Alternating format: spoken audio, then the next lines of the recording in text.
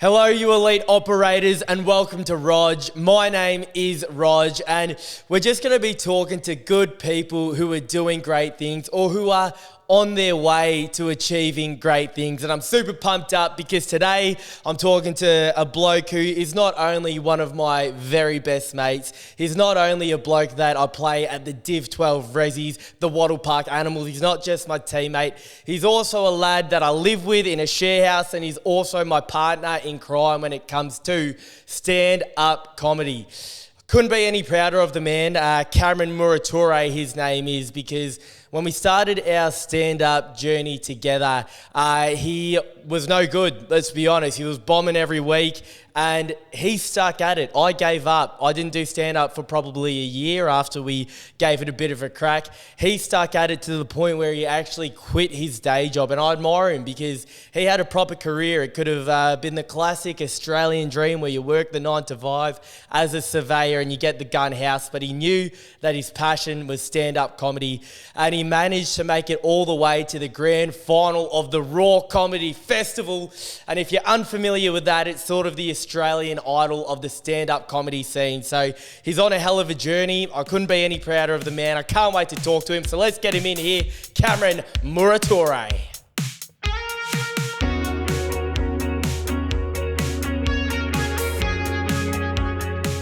Last week, Cammer, you and I were doing a stand-up gig in St Kilda. Obviously, I'm just starting to get back into the stand-up comedy sort of bandwagon, but you've been doing it 5 nights a week. I'm out the front, I'm making small talk with this other comedian, and I ask him, of all the local sort of stand-ups, like not the ones who are big dogs selling out theatres yet, of all the ones on this stand-up scene on the grind, who do you reckon the best, the creme de la creme is? And he pointed at you and he said, I reckon it's Cam Muratore. That must have felt pretty good. Yeah, but I was also just there. You know what I mean? There's many good comedians, and if I'm in because I did make the Raw final, so people have this higher standard or thoughts, opinions about my comedy. But I'll be real with you, mate. I've been bombing my face off as of late. You have been bombing. You've been telling me that, but you know, let's not start. Actually, you know what? Let's not start the pod with me saying I'm bombing. I've never bombed in my life. I've never bombed in my life. We'll get to the bombs later. Yeah. I reckon we'll go on a little bit of a journey. But before you bombed, you were crushing. And what filled me with pride so much is that we, like a couple years ago, we were like, let's do this. Let's jump into stand-up comedy, and we did a couple gigs together. And I stopped, my focus went elsewhere. Mm-hmm. You kept on going, and you auditioned for the RAW Comedy Festival, right? Which is competition, RAW comedy, whatever. Yep. You auditioned for it, and you bombed. That was probably the worst gig of my life. So let me tell the story. Yeah. So it was probably like 2-3 months into comedy, and I thought I was hot shit. And when you start comedy, it is a lot of just like the most horrendous things you've ever heard. Like I think I might have had a joke about having sex with a dead dog or something like that. Yeah. And this is like a family-friendly show. Low-hanging fruits. Exactly. And that's just what you do when you first start comedy, and you got to do it. And I remember inviting my friends, and my ex came, my girlfriend at the time came, and I just ate like the biggest bag of dicks of all time, like bombed so hard. And I remember just leaving, being like, what the fuck am I even doing? And so by that stage, had you already quit the career? Nah. I'd already, but in my head, stand-up is what I wanted to do. Yeah. But what were you again? What was your surveyor? career? I was an engineer and surveyor, you know, went to uni and stuff. So you had the steel cap boots on. You were a tradie. Yeah, but I was more like, you know, a dumbed down engineer of sorts. So I was like, you know, I wouldn't wear the full high vis. I'd wear like the vest over a puffer jacket with a vest over the top, just to let them know that I'm intelligent. So then you're at the RAW Comedy Festival, you bomb your face off, you're still doing the surveying job. And I was there in the crowd looking at you going, look, after you've, put a bit of effort into this RAW Comedy Festival, you've brought all your friends, your family, and you bomb like that, it must have been hard to then quit the career job, which could get you the Australian dream, the 9 to 5, and tell them, look, I'm going to properly pursue this comedy thing. Because I imagine they'd be there going, well, we just watched you at your big gig and you did shit ass. I think the first 6 months of comedy, you have to be delusional. Because if you can't see the vision, nobody else can see the vision. Yeah. Like, that's what my thoughts just are. The fucking cops are cool. Anyway, if you can't see the vision, nobody else can see the vision. So first 6 months, it wasn't like I'm quitting my job yet. But after I did it for like a year or whatever, I was like, this is all I want to do. This is what brings me happiness. This is what I want to do in my life. So to quit the job, that was more just a way out of surveying. I did surveying because I just was going to go to uni, and that's what I did at uni just because I wasn't smart enough to do engineering. I didn't know what to do, and I just didn't. I hated it. So I was like, all right, let's find something else to do. And comedy was just that, and the whole bombing thing. And I remember I spoke to one of my good mates who came to that gig. He came to a gig maybe like 2 months ago, and he goes, I was really worried about you when I came to that, because he came to that first gig and I bombed my face off, and he was like, I was really worried about you. Like, is this what he's actually doing? And and it's hard because like you want to be supportive of your mates. Like you'll have your mates there and they're telling you you're going to do something, and you go and it's not what you expected it to be. And you don't want to lie to him. You don't want to be like, man, you killed it. But at the same time, you don't want to make him feel like shit. But obviously, something like stand-up comedy, it's not about your first gig or your 10th or your 50th. It's probably about, your 500th gig. So it's all about that growth, Yeah, and it's also just, it's a journey. No comedian is 25. No comedian they're all 35. It's all a long grind and a process.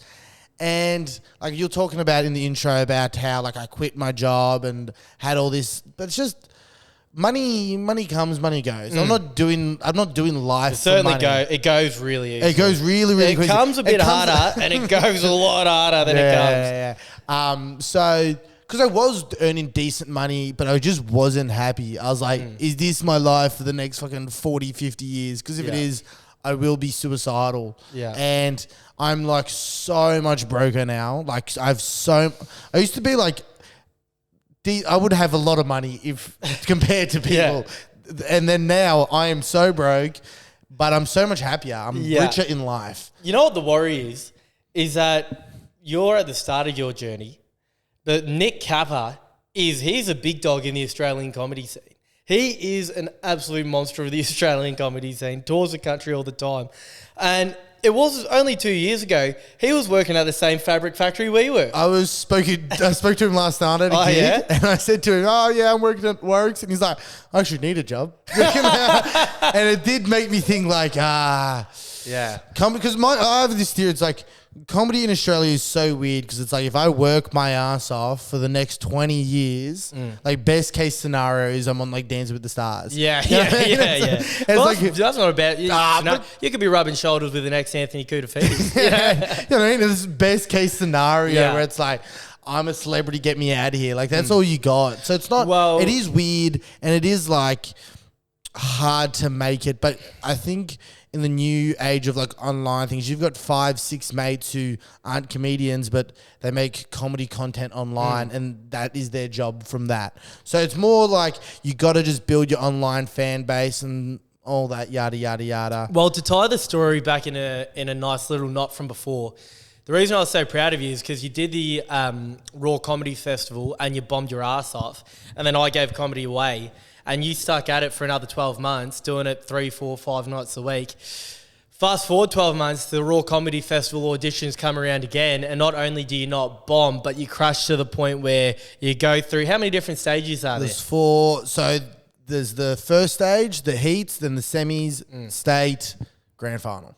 So you make the grand final, and how many people come to that? In the audience? 1,400 people. 1,400. You go from doing rooms with dead set 6 people there in St Kilda in the back of a cellar to 1,400, and all of a sudden your family are there. And instead of watching you bomb, I was there. You crushed, and everyone was pissing themselves. And it aired on SBS, was it? Big time. Big time, SBS. Made a big time on SBS. Yes, I know. That's why you got me on here. The big wigs on SBS.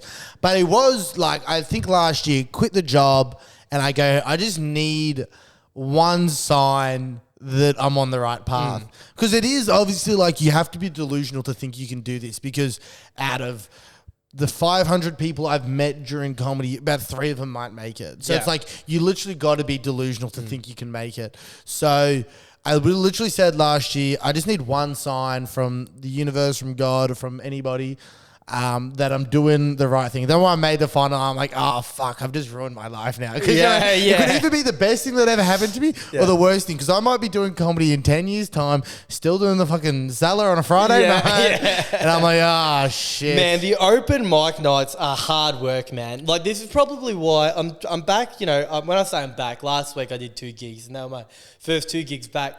But the open mic nights are such hard yakka because you rock up there and like 15 people will sign up. And, you know, once again, I'm supportive of everyone that's willing to go out there and give it a go. But dead set 12 people will not get a single laugh. Like, and I'm sitting there and I'm whipping. I'm like, come on, please. I want you to do well. I can tell you're nervous. And it hurts my heart and soul to see so many people bomb.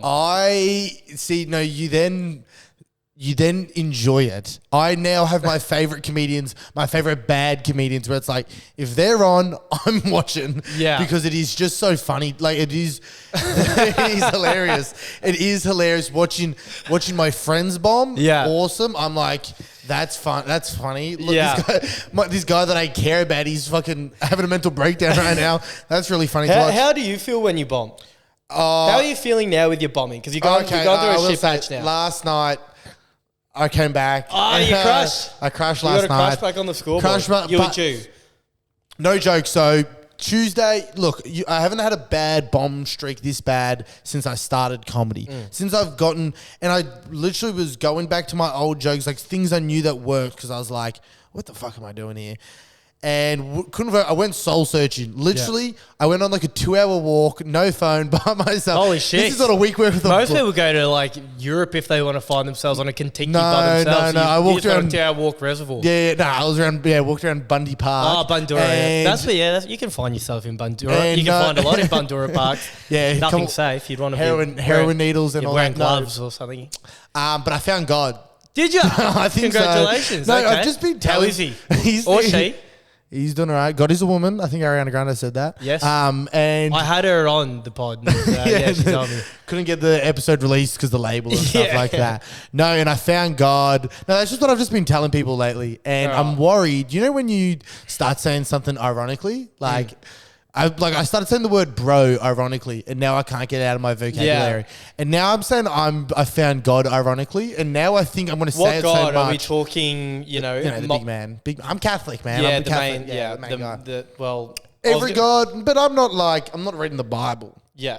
But so what? Do you reckon God's given you a purpose? Like he's told you, mate, you keep doing this comedy thing. Yeah, but I've decided to switch it up to go Christian comedy and spread the word of God. Yeah. You know what? This bit's done. Let's stop this God bit. I've really got to get. I literally have been saying it to everybody, and I'm like, I don't. I had no idea if that was a bit or not. I think I like God. I was like, are you really into, like, are you going to be singing and dancing on a Sunday at church? I think I'm into God now. Well, is it a bit or not, man? Are you actually into God, or are you, all good if you are? Well, here's the thing, because I know there's a bit of lag time on when this comes out. So probably by the time, if you go on my Instagram, by the time this comes out, I'll either be really into God, or I forgot I said this whole God thing. I think God's coming back in vogue.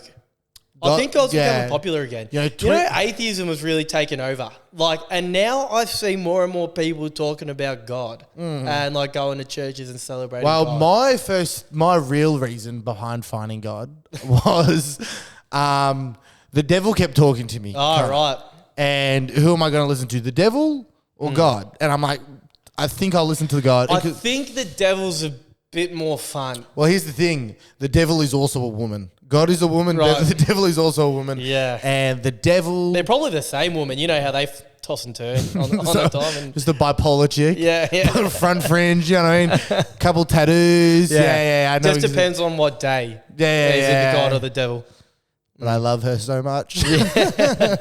Anyway, comedy's fun. Both mics suck, but they're also awesome. It is literally just fun, and it's something to do. And obviously, I reckon the hardest bit about becoming a comic is figuring out exactly who you are on stage. Because like you have some people and their whole gimmick is like that they're nerdy or whatever. And it works for them because they know that's their personality and people will be there just laughing at a nerd.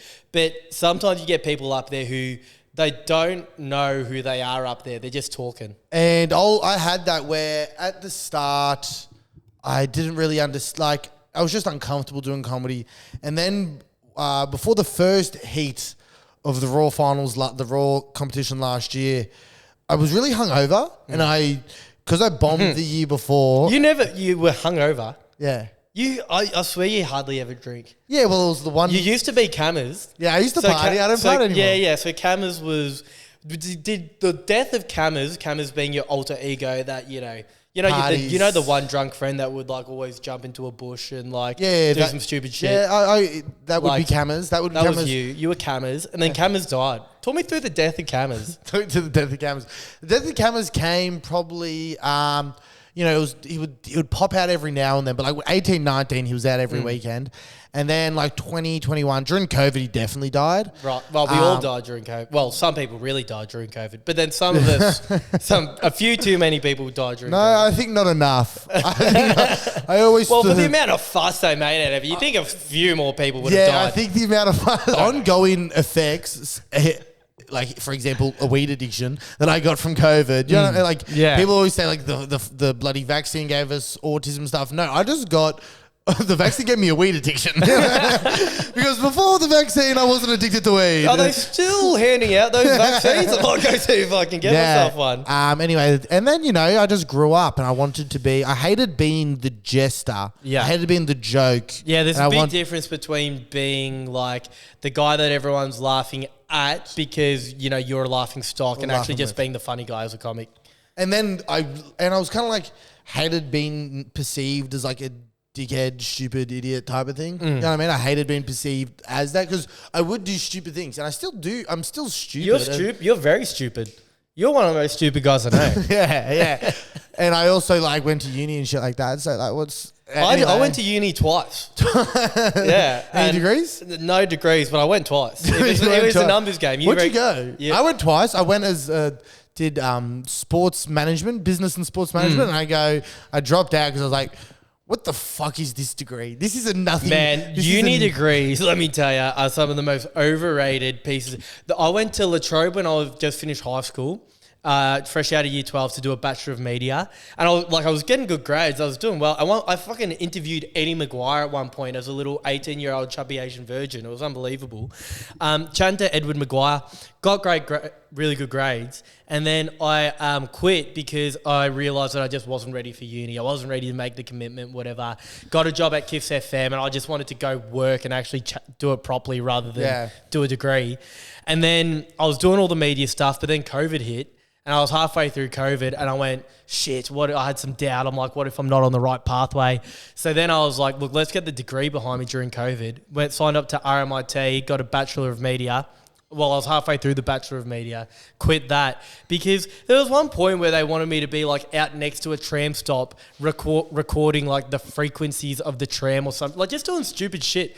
And I was like, I have real life media opportunities that I could be doing right now instead of this. So I quit again. Yeah, no, I'm with you. Probably need to know the frequencies of the tram because we're recording right next to a tram line right now. Yeah, we are. And every time I'm hearing these trams going around, I'm like, what the fuck is the frequency I was there of going, this shit. Like I'm actually going to have real life media stuff going on. I'm wasting my time recording the frequency of a tram. So quit that. But I tell you, that was another downside of COVID is the HECS debt I got out of it. Massive HECS debt and no degree. But here we are. Anyway, so the cameras, just growing up, trying to be a better person. I I do a lot of self-reflecting, a lot of I just look at journal. A journal. I'm actually I'm real sensitive and emotion and connected to my emotions and all that. Yeah, no, so that was me in a sarcastic voice, but it is true.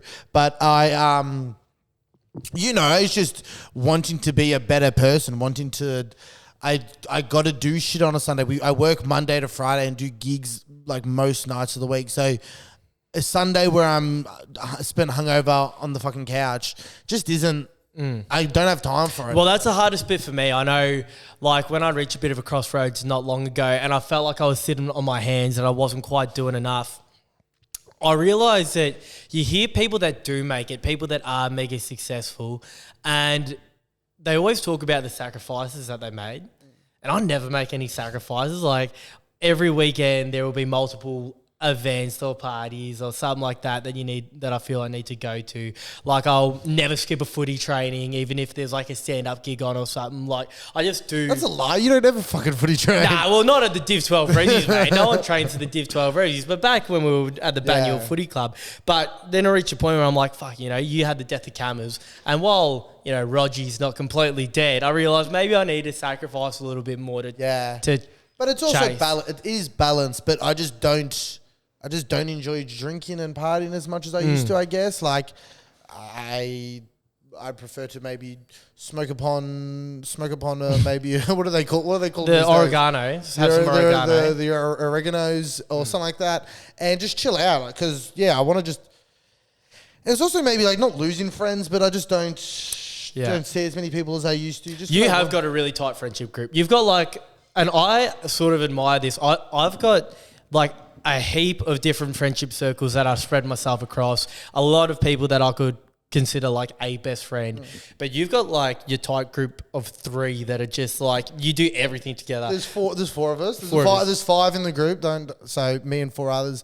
But it's also just I do see other people. I do, and I don't want my other friends to listen to this being like, "What? He's not talking about us." But everybody's my friend. It's good to have a tight circle, though. I reckon. I have no vendettas against nobody. And if you want to be my friend, message me. We could probably go play some ultimate frisbee. Who was the last friend you made?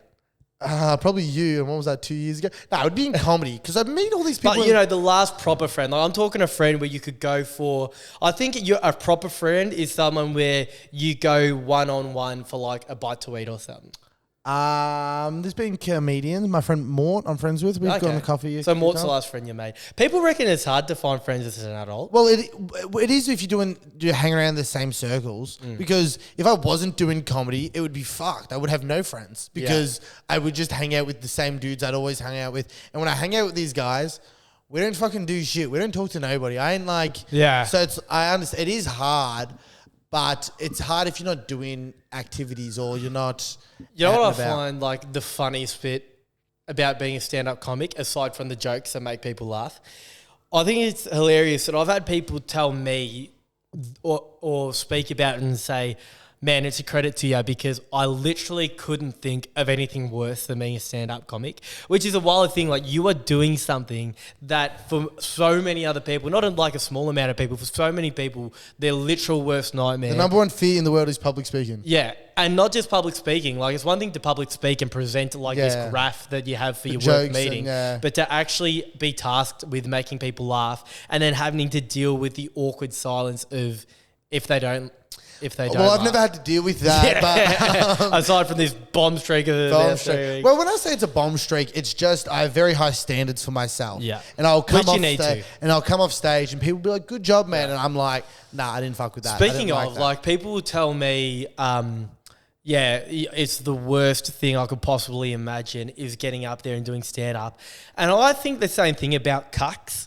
Like, the worst thing that I could possibly imagine is being a cuck. Like watching my missus get shagged by another bloke as she's there turning to me. I'm sitting in the corner and she's like, don't you wish this was you in here in bed with me? And I'm like, yes, that's the whole reason why I thought that's why we're in this relationship. I'm like, that's my worst nightmare. And there are a lot of cucks out there. That would be another person's worst nightmare. And again, it's one of my favorite activities. Cucking. If you found out I was a cuck, and I don't want to, you know what? Normally I'd be like, I don't want to kink shame, but this is probably the one kink that I would shame because like if you enjoy watching your missus or your partner get shagged by another person as you're just in the corner. But it is just I always think about like kinks. It's more a rating on what like. Is it easy to attain? Can I find someone to fuck my wife? Easy. That is an easy kink to fulfill. Yeah. Like, I know someone who's... Just because it's easy doesn't mean you should do it. No, but that means it's a good kink. But if it's just what you like... Would you think less of me if you found out I was a cuck? Nah. I reckon if I found out I'd like you more. I'd be like, let me hang around you and your wife more. Raj, let me take you and your wife out for dinner. What are you talking about? Yeah. But so I know this guy who enjoys his women. He enjoys larger women. He enjoys larger women, I'll say. Great. And see, that's one that I do. That's like one of the best kinks. That's one of the best kinks of all time. Yeah. If you're just attracted to bigger ladies, you could just get vagine. We're working together in a fabric factory. Living the dream, baby. Living the dream. And this is what you got to do, man. This is like all part of the shit job. Like, if you're a creative, like, you know, the typical, like, you got your arts degree and you're trying to become an artist. What are you fiddling with? I just always got to fiddle with something. If you haven't noticed by now, I'm mad ADHD and I'm just fiddling with whatever I found you're on the table. You're fiddling with it. You're dropping it on the floor. You're bloody... Yeah, and I'm splitting buckets. But, you know, ask your fucking question, brother. Yeah, we're in the fabric factory, but this is what you got to do, man. As I said, like Nick Kappa, he's like as well of established a stand-up comic as you can be, and he's in there. He was in there with me no more than 2 years ago or whatever it may have been. So, what do you feel about working a shit job? Like what jobs did you work before the fabric factory? So, like surveying, but what other shit jobs? I worked while I was at uni. I worked in other factories, just like labouring in factories, surveying. I was a concreter for 3 months there during COVID when I lost my job. Possibly the worst. I hated it so much. I was working with my ex-girlfriend's dad, waking up at fucking 4 a.m. Do you reckon he went harder on you or No. He was a great. Shout out him, great boss, great guy. But I hated concrete. It had nothing to do with that. But it was just and it was just like middle of winter, COVID. There was nothing fucking... I wasn't doing anything. I was just going to bed at 8 o'clock, waking up at 4 a.m. But I saved heaps of money from it. But did that, worked at Macca's as well. But working a shit job, it's just... I needed to based off... Because if I don't do gigs, I then feel like I'm just a dumb factory worker. Like I'm just one of the junkies we work with. So... Anyway, shout out to the boys if you're watching. The boys, awesome. But you know, that's just. What was your biggest takeaway from working at Macca's? Been like I loved it, man. It was probably my favorite job I've ever worked. You're kidding. Besides like comedy. Is that just because you got the free nuggets all the time? I ate so many nuggets. I would be so much more ripped if I didn't work. Do you reckon everyone has free nuggets? Like everyone just... Nah, there's a couple squares rolling around. Rolling around. But surely they got outcasted pretty quick by the nugget eaters. Like if you're a nuggets thief... How you would combat... trying to... I'll give you how you would get away with eating the nuggets. So obviously you can just eat them, whatever. But they obviously tally how many nuggets go missing. Do they? Yeah, so... So they know how many you have on stock and how many you sell. Well, they would go... We ordered 500 nuggets. Or like, let's just... They do a big nugget audit. Let's just do... How often are they doing a nugget audit? No, it's not even an audit, but it's just... We go, okay, we've ordered... I'm just going to do whole numbers here. We ordered 1,000 nuggets. We sold 800 nuggets. Why do we have no nuggets left? So and then they look at you and you gain about 30 kilos. Where's the 200 nugget discrepancy? So there was a waste bin at Macca's. Right. So if anything dropped on the ground, you'd throw it in the waste bin. Okay. And then they would be like, oh, can someone count waste? Bang, you would count waste. What? So you have to open up this bin and count like how many patties, how many nuggets like were in this bin. Yeah. It sounds like the shittest job of all time. You're just going through a rubbish bin. No, but it's just the food scraps that are dropped on the floor. So if you think about it, it's not really that gross. Like the food at Macca's is already gross enough. But I liked Macca's because to me it felt like high school. I was in high school when I was at the job, but it was like you had a crush on the girl that worked out front. Yeah. There'd be a heap of McDonald's romance, wouldn't there? The first like 5 Did you girls. Have a McDonald's patch? Oh man, I fell in love 5 times. Yeah, 5 times a shift. You know, and then the managers, they were the teachers. Yeah. And I remember like at one of the Christmas parties, the managers, like a couple of the managers got caught like doing drugs in the toilets. Yeah. And I remember being like this 16-year-old kid being like, what? The managers at Macca's do drugs? Yeah. And then looking back at it, it was just like this 21-year-old girl. Yeah. And I'm like, of course. She does. That's why she's a Macca's manager. Yeah. That is true. Do they still do like the Hamburglar and shit? Like I remember when I was a kid, the Hamburger was a big part of my life. I think Grimace kind of came back in meme form. I don't even see Ronald floating around anymore. Like, yeah, they used to have the park benches with Ronald there, and it was like you'd go sit with your arm around and give a little spoon to Ronald. Clowns clowns haven't had the best PR as of late. Well, there was that little period where everyone was just jumping in front of cars as clowns and shit and just trying to scare the shit out of everyone. And that whole John Wayne Gacy thing, he didn't do much for him either. Who the hell is John Wayne Gacy? He's a big fucking murderer who used to dress up as clowns. I think he ate the people as well. Right. That was ages ago though, but I just thought I'd give him a shout out just to make sure people were alert from their party clowns that they could possibly be a murderer. Yeah, before working at McDonald's, like you worked at McDonald's before I was in the factory and that, I reckon the shittest job I had was working at like the AFL store. And it was just so shit because no one ever went into the AFL store. If it wasn't September for finals, no one would be in there. So you'd just be standing there watching replays of Fox Footy, which sounds like the best time ever. But when you get sprayed by your manager or like by the owner for like... I had friends who worked at the AFL store. I don't know if it was the same one as you, but yeah, he would just watch Netflix the whole time. Yeah, but you got to a point where I was like, holy shit, I am completely useless my whole day. Like, I think I want to actually work and earn my money. Get to that point. Well, at least, so in the factory, we do, like, it's just manual labor. But when I would finish surveying, I would go home so mentally and physically drained that I don't even want to be doing stand-up. But now I think about it, I could do it. Honestly, I could do surveying and comedy at the same time. I just don't want to. Yeah. I just want to be happy. You know what you want? You just want to be a comedian. I just want to be happy. You have got a show coming up at the Melbourne International Comedy Festival. Buy tickets. Dates are in April somewhere, 11th to the 16th. I'm doing 6 shows at the Grace Darling Hotel. Me and my boy Mort. All that bomb talk I was talking about before, not true. I've never bombed in my life. You're just getting all the bombs out. It's like when you just miss the kicks in the warm-up before a game of footy. Yeah. Get all the bad kicks out of the way now so then you don't bomb during the festival. Yeah, just quick plug, ticket link in bio. It should be so fun. Cheap as tickets, like $15. I think if you buy in groups of 4, they're $10. What the fuck else are you doing? Come, support the arts. How are you feeling about doing a show at the comedy? This is obviously your Melbourne International Comedy Festival debut. Are you nervous? Well, excited? technically last year was because the Raw. Did you do a show at the comedy festival? No, but the Raw final gave me an artist pass. Okay. Here's the thing about the comedy festival, and after everyone's giving me props. Oh my god, I can't believe you're doing the comedy festival. To get into the comedy festival, you pretty much got to pay $400. Yeah. And that's it. Yeah. Literally anyone. You just get on. You need to sort out the pub. You could get on. You just got to sort it out. It's not. They're not vetting you. They probably should, man. Like there are some comedians on the open mic scene that I have seen are doing a Melbourne Comedy Festival show and they're charging, $30-$40 for a ticket. And I'm there going, holy fuck, man. Like if you just came from interstate or overseas for the Melbourne Comedy Festival and you walk past a pub and you saw, this random's doing a show here, I'll pay my $30-$40. And you sat there and I was like, man, that gives the Melbourne Comedy Festival a bad rap. It would. There should be some sort of but they more go, do we vet it or do we take his $400? We'll take the $400. Yeah. So it's obviously but how are they going to vet it? What if they can't? You got to audition. It's like Simon Cowell, Randy Jackson, Cole Sandilands, the big three, the big three judges. Yeah, Randy Jackson. Jackson.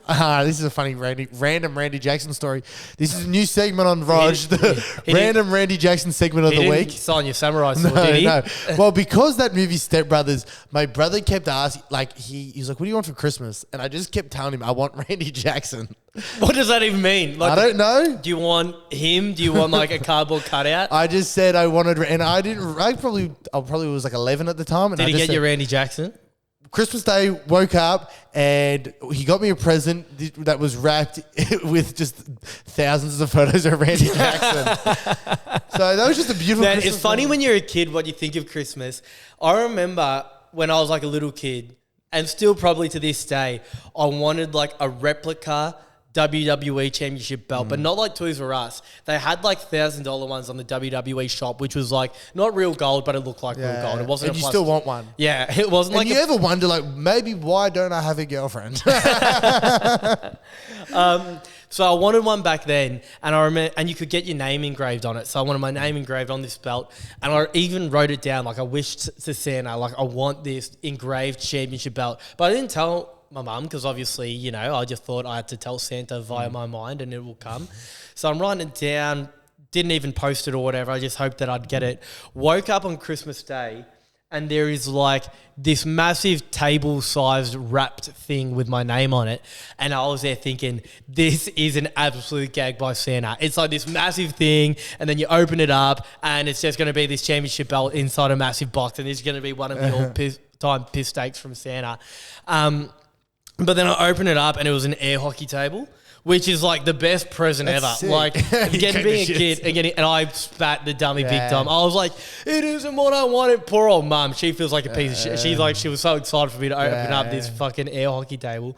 But I was just shattered. It wasn't a WWE championship belt. Some Christmas presents, the bad ones. I remember once my parents got me a tie-dye bucket hat. Right. And I just looked, and then what did they think that you were? Like I don't a hippie? know. Like what phase did they think you? It was probably 14, 15. And my brother, I remember my brothers laughing. Was it a JJ's number? I don't know. And I just look at my mum and go, Mum, I'll never wear this. Also, when I was like 16, my auntie bought me a DVD of Camp Rock. When I was like, what was Camp Rock again? Camp Rock was like a rock camp. Demi Lovato. I could have guessed that much. Demi Lovato, the Jonas Brothers, you know, they go there. And so just to make sure, Camp Rock is a rock camp? Well, you asked the fucking question. I mean, Mike, I gathered that much. Give me a bit more detail. Demi Lovato, recovering heroin addict, and the Jonas Boys, the Jonas 3, as I like to call them. You know, they go to a camp. Sounds like they're about to rob a bank or something, like the infamous Jonas 3. Mayhem ensures. But like 16, that's 2015, I think, Christmas. Netflix and all that, the streaming's already started popping around. You don't get me Wait, who DVD. got you the Camp Rock My DVD? fucking auntie. And here's the thing, man. They're now divorced, so she's not out of the shit. That was probably the straw that broke the camel's back. That was probably it. Yeah. So shout out her. I literally watched Camp Rock last year, and what, the DVD of it? Like no, you just sort of it was on Disney Plus, and it held up. Held up. Yeah, I think probably the GOAT, like Nickelodeon old show that still holds up for me is Drake and Josh. Like, I think Drake and Josh is Have you watched the Nickelodeon doco? Nah. Well, Drake, he gets what's a nice word to put it? Sexual. He gets harassed sexually by a man when he's a child by like an acting coach, and not pleasant. Horrible. Not pleasant. Actually, here's the thing. It was a great show. Here's the thing about the doco. There's it goes for 4 eps. Yeah. If it wasn't for Drake getting touched, the thing was no good. So like the guy who made it, Dan Schneider, he's not a good dude. But I don't think he didn't touch no kids. But he's not a good dude. Wait, did he or did he not touch Drake? No, but he kind of was just. There's a lot of fetish things in Nickelodeon. Look at all the feet stuff. There's a lot of feet things in it. The really? Whole slime. You look at some of the slime and things. It kind of resembles. What do they call it these days? A cum shot? Yeah, a facial cum the money shot, the big facial, the big ending. A lot of that stuff. There's a lot of like the erotic explosion. If you have some time later on, just Google some of the. It's not nice to look at. Yeah, right. So they reckon that the sliming is just because of the head honchos at Nickelodeon have some sort of erotic explosion fetish. There is a couple slimes that maybe resemble something that you might. So do. is Nickelodeon being cancelled? Like, are we all off Nickelodeon? Are we a staunch Cartoon Network? Well, I think Cartoon Network's closed down. What? Yeah, I reckon Cartoon Network was my favourite of the lot. Dexter's Laboratory, Powerpuff Girls, Johnny Bravo. Was Recess on that? Cat Dog. No, was Cat Dog on it? Or was that Nickelodeon? Who cares? Anyway, mate, Cartoon Network. I always thought. Wait, you're a Foxtel. Of course, I'm a Foxtel kid. Look at this guy in his ivory tower, Mr. Rog. Were you not a Foxtel kid? No, I grew up in the mean streets of Diamond Creek, mate. It was ABC 3, 10 at 6 o'clock, Channel 10, The Simpsons are on. You were watching like Madeline on like the free to air. We love our bread, we love our butter, but most of all, we love each other. Madeline, to be fair, like as much as, you know, I'm very grateful I grew up in a Foxtel world, I think Madeline was like... Well, here's the thing. Foxtel world... but your parents are also divorced, so I'll probably take my parents in a loving marriage. Nah, but my parents divorced. It's different, man. Like, I'm one of the lucky divorces. My parents divorced when I was 0, so I didn't have the trauma of my parents divorcing. Okay. You still got that to come, because it probably will happen, man. No, they're so in love. They're so in love. This is stats, man. Like most people divorce nowadays. you're going to experience your parents divorcing. It's going to break your heart. I didn't experience it because I was 0. So. Okay, this is a great question. I'm just creating segments for you, Raj. This is poll of the week. Would you rather have Foxtel growing up or your parents in a relationship growing up?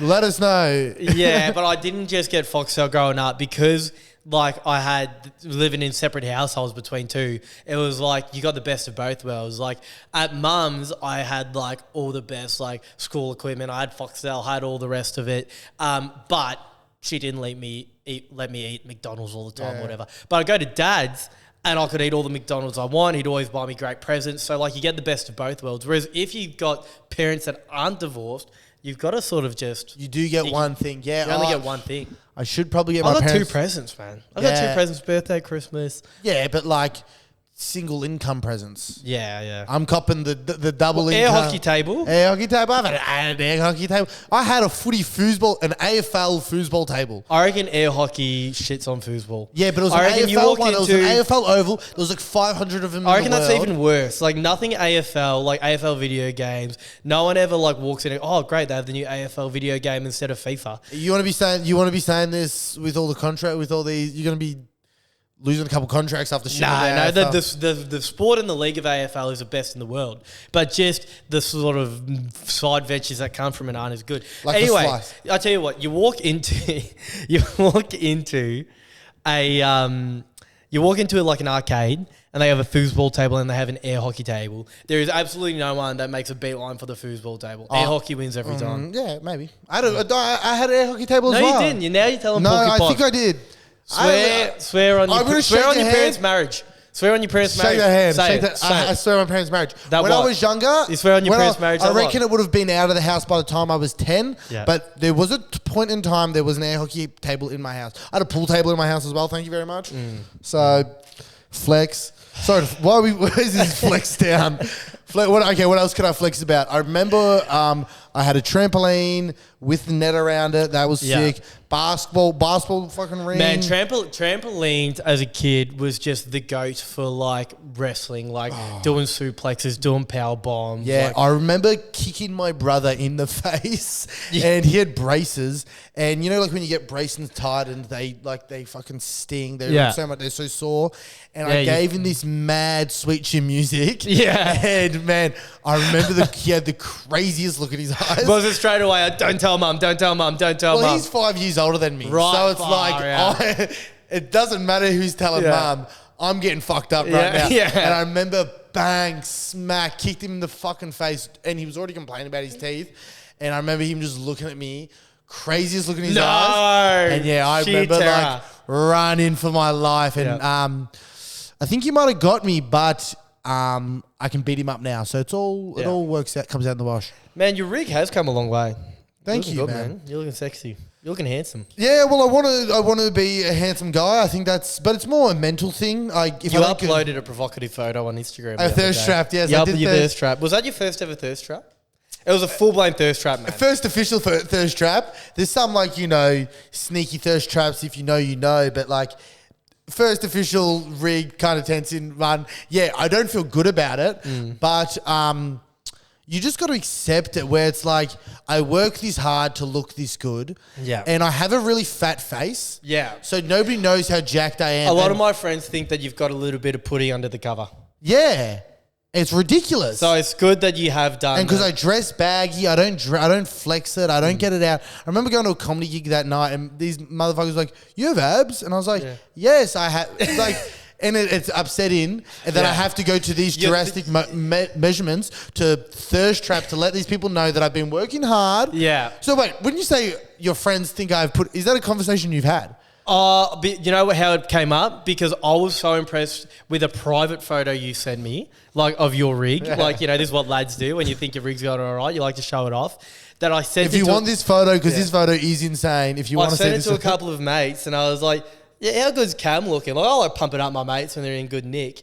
It's gotten to a point now, man, where like I admire a really fit bloke's rig more than I do a really fit chick's rig. Yeah, like I'll be looking hot as dudes. Yeah, because I'm looking to know how much work it takes to look like John Cena. Yeah. So if there is like a really jacked guy, I'm looking at him, man. I'm not even looking at the chick that he's with. Yeah, well, it is like I've been going to gym for like 5 years, pretty consistently every day. Like not every day, like 4 times a week, 5 times a week. Your thirst trap was very racy. It was very hot and sweat, and it was a car mirror. Yeah, look. Where'd you get that from, man? Because your best mate Ollie's done the same thing. No, Where did the car mirror selfie come from? It was literally me and my friend Michael. We're walking to the. This is what we're talking about. Yeah, the thirst show on Instagram. We're walking to the beach, and it was like, "Fuck, we look good." And it was more a photo just for the sake of taking a photo with no. And I never thought about posting it. Yeah. And then when I was, selecting my photos for the dump, I go. Maybe sneak this in at number 8. Nobody's gonna. Mate, I think that photo was the whole purpose for your dump. I think that my suspicion is that's the reason. The first. If you had it at 1, like everyone knew you couldn't put your thirst trap at 1 because it's too obvious. You need to hide it. Well, I think 9's too deep. I think you could have gotten away with number 3.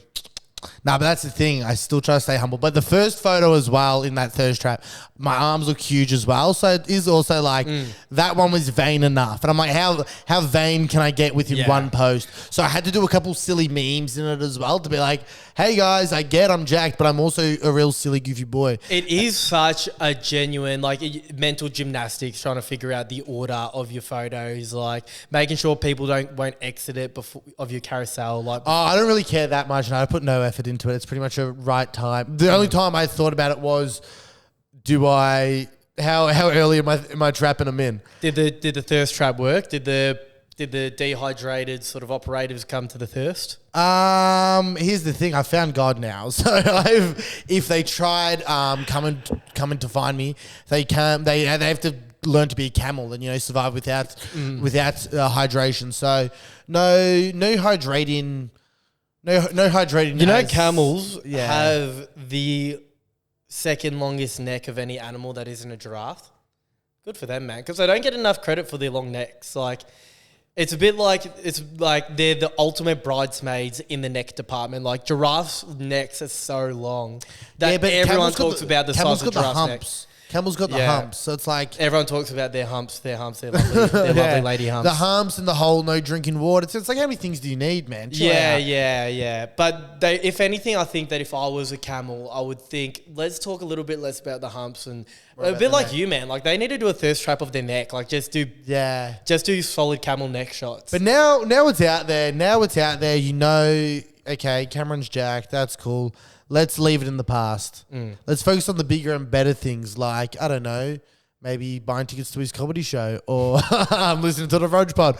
Or I've got some videos coming out they're probably out by now. Yeah. So if you go on my... So you got some skits coming out, because you haven't yet really branched out onto the social media space. No, I am scared of the world and... No, I think it's more just I don't want to do anything not good. I don't want to do anything where... Man, I had the same mental battle, but you got to push through because I know. It's like the 50th video is when it starts to get good. Yeah, I know it's got to be shit. No, but more in terms of... So, this isn't coming out for a bit, is it? Nah, not for a few weeks. Yeah. So there'll probably be videos out now, but I've linked up with these dudes, Woodstock Roadshow. They've made movies, put movies in film festivals and stuff before. And because I was kind of sitting there, because I've tried making some videos before. I fucking hate editing. I fucking hate admin. I am not good at it. I shouldn't be doing it. And it'll make the video so much worse if I'm doing that. So I go, what am I good at? I'm good at writing. I'm good at I can do some character acting and stuff like that. Yep. I can do these things. So I just want to do things that I'm good at, and then bring other people in. Same you've got good old producer Daniel here. Shout out Daniel Allen. If you need anyone to edit or chop up your vids, you've got him doing produce, all that stuff. record. So it's just more about doing what I'm good at and what I enjoy. So yeah, and then linking up with these dudes where. Billy's a fucking movie nerd genius. He knows everything. We got Jimmy, who's genuine Rick Rubin vibes. Just knows music. I don't know how I feel about Rick Rubin, man. Don't know how I feel about it. I read his book. And do you read often? I've been trying to read more. He was actually one of the first books I read. It was just about creative element, finding God, and I found God. Because we've talked about this before, but it's like the muse. It's the creative muse. It's like, where does an idea come from? And people think it's like a muscle that you flex. It's like the more you flex your muscle, the more you work it out, the better you are at getting in touch with the muse and really activating your creativity. Yeah, so I'm pretty much just at the point where it's like, I got to write every day. I try to read every day. But that's just how me writing every day is me flexing that muscle. Even if I'm not writing jokes, I got to write. I've been doing this thing this year where I got to write 3 pages every morning. And it's like, it might just be a journal. And I might even just be writing, I have nothing to fucking write right now. Why do I not feel like writing? I don't want to do this. My breakfast tastes nice. Oh, fuck it. Like literally nothing. But it's just the skill of writing, putting your fucking head down, pen to paper. And then once your creative things do come, you can just write all day. So I don't know where we got to that, but reading, writing, that one's for just the haters who thought I was illiterate. Yeah. So what's your vision? Like if we fast forward to 10 years time, you're on this creative journey. You went from bombing at the start, you've quit your job, now you're doing it multiple times a week. You can say you've made the grand final of RAW, of which, if you were to win, you're on a plane to Edinburgh for the festival over there. I think I did win. Yeah. I tell everyone I won. So where do you want this to take Well, you? I think I just want to be a comedian as my job. I don't think money doesn't drive me, but loving every day of my life drives me. I want to wake up and do exactly what I want to do. I want to wake up and do gigs and tour and all that. I want to see the world. Obviously, like these videos that we started doing, I think that's a great way to put myself out there and stuff. And I think I always want comedy to be the number one. Nice. Comedy's the wife, comedy's the girlfriend, comedy's so 10 years time, 35, hopefully I'm just big time. But let's be realistic. I don't really want to be famous. I have no urge to be famous. I have no like. Well, it's part and parcel of like. Here's the thing. Would you be upset if you were? Like, do you not want? Is it like you don't? Is it like you're not chasing fame? But if you were to be famous, do you think? Well, I know that the outcome of my success would be fame. Yeah, I know that, but it's still comedy fame. I'm not like. You can walk. You can go to the shops and all. Yeah, you know what I mean. Like Luke Kidgel, probably one of Australia's biggest comedians, is doing whatever he wants. It's crazy to see Luke Kidgel, who was just from out our way, like Diamond Creek. Yeah, and now he's doing international tours of New York and like selling out venues in New York. Right now, you look what he's doing. Those tours. That's what I want to be doing, and it's just about working on the craft. I don't want to get anything before I'm not ready. Yeah, I don't want to be. So what's the vision? Just keep working as hard as possible. And like if this doesn't work out, like at least I gave it my all. But yeah, anyway, about fame, I don't want you know me, I fucking hate kind of talking to people. Yeah, you hate talking to anyone that isn't one of your like top 5 best friends. Yeah, well it's weird where it's like even like people, this is kind of a joke I have where I say everyone's number one fear is public speaking. Mine's private speaking. Yeah. Last night I was at this gig. There was a really, what would you say, attractive person of the opposite sex of me in the crowd. Yeah. And I was just like talking to her while I was like emceeing, blah, blah. She comes, talks to me after the gig, and I just have nothing, like I don't have anything to say. I don't know. Do you reckon that's just a female thing though? Or no, but then like dudes, the same, I just don't. Yeah, our boss at the factory, Swanee, I don't know if you've ever had a conversation with him. I've never had a conversation with any boss. Yeah. Any boss I've ever had, I've never had a conversation with. I feel like I'm like really tight mates with every boss I've ever had. Yeah. I don't talk to anybody. Even like if I see someone from like high school or like someone who I haven't at the shops, like I will, if I see them at Coles, it's like, all right, I'm just going to order Uber Eats all week. Yeah. I'm not coming back here. And it is not so like obviously if I get, that's the thing that worries me. If I do get successful, people coming up to me, I would be like, oh my God, what do I have to say to you? I'm so much, I don't know. Well, let's hope you get there, mate, and then we'll cross that bridge when it comes. I have nothing but faith that you will. And they say that you know you're the closest reflection of your 5 closest friends to you, whatever it is. Like, show me your friends and I'll show you your future. And I'm glad that you are one of my best mates, Kama, because you're chasing a dream. You keep yourself fit and tidy. You're a well-rounded operator, so I'm bloody excited to see where the pathway takes you, and I'm couldn't be more happy for you and more grateful for you to have jumped on the pod. Thanks for having me, Rog. What's this, pod number 7 that you've tried? So hopefully 7th time lucky sticks. Keen to see where this is going. This was great fun. Thank you all for listening. Well, I don't know what I'm saying. Thank you for listening. That's your job to wrap it up. But, Comedy Festival show, April 11th to 16th, something like that.